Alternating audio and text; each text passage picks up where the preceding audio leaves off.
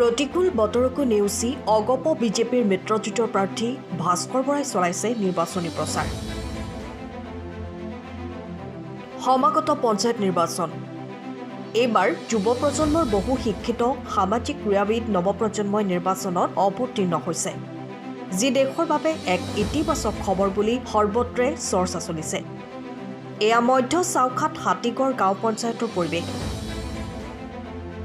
উক্ত পঞ্চায়তৰ ২ নং পূব টিয়কৰ আঞ্চলিক পঞ্চায়তৰ সদস্য পদৰ মিত্ৰজোঁটৰ প্ৰাৰ্থী ভাস্কৰ বৰাই সমৰ্থকসকলক লৈ বৰষুণত তিতি তিতি নিৰ্বাচনী প্ৰচাৰ অব্যাহত ৰাখিছে।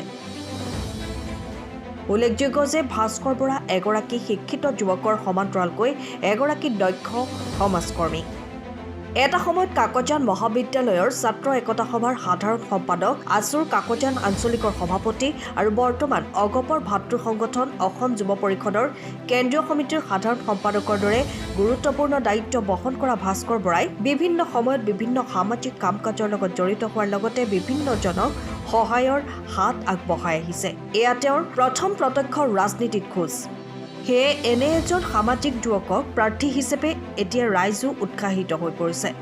ইপিনে চৰকাৰখনৰ উন্নয়নমুখী আঁচনিসমূহ জনতাৰ মাজত অনাদি কাললৈ বৰ্তি থাকিবলৈ মিত্ৰজোঁটৰ পক্ষত ভোটাধিকাৰ সাব্যস্ত কৰিবলৈ আহ্বান জনাই ৰাইজৰ আশীৰ্বাদ বিচাৰিছে যুৱক প্ৰাৰ্থী ভাস্কৰ বৰাই। চৰকাৰখনৰ জনমুখী যিসমূহ আঁচনি, সেই আঁচনিসমূহ আৰু অধিকভাৱে ভোটাৰৰ ওচৰলৈ বা ৰাইজৰ ওচৰলৈ লৈ যাবৰ কাৰণে আমি চেষ্টা কৰিবলৈ বদ্ধপৰিকৰ। সেই প্ৰতিশ্ৰুতিৰে আমি নিৰ্বাচনটোত অৱতীৰ্ণ হৈছোঁ। অসম গণ পৰিষদ আৰু বিজেপি দলৰ মিত্ৰজোঁটৰ প্ৰাৰ্থী হিচাপে মই ইয়াত হাতীৰ চিনত থিয় হৈছোঁ।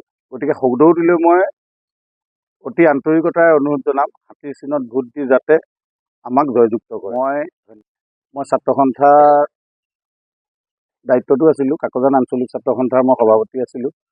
জিলা ছাত্ৰ সন্থাৰো দায়িত্ব লৈছিলোঁ। তাৰপাছত মই এই অসম গণ পৰিষদ দলত জইন কৰিছোঁ। এতিয়া বৰ্তমান মই অসম গণ পৰিষদ দলৰ ভাতৃ সংগঠন যুৱ পৰিষদৰ কেন্দ্ৰীয় সমিতিৰ সাধাৰণ সম্পাদক।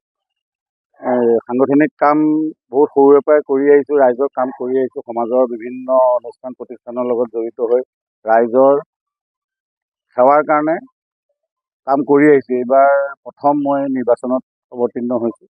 গতিকে সদৌতিলৈ এইটোৱে আহ্বান থাকিব, যাতে সকলোৱে চিনি পায় বুলিয়ে ভাবিছোঁ।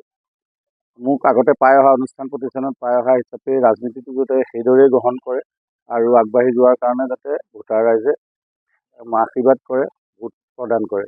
সময়ৰ খবৰ সময়ত পাবলৈ ফ'ল' কৰক টাইম অফ আছাম।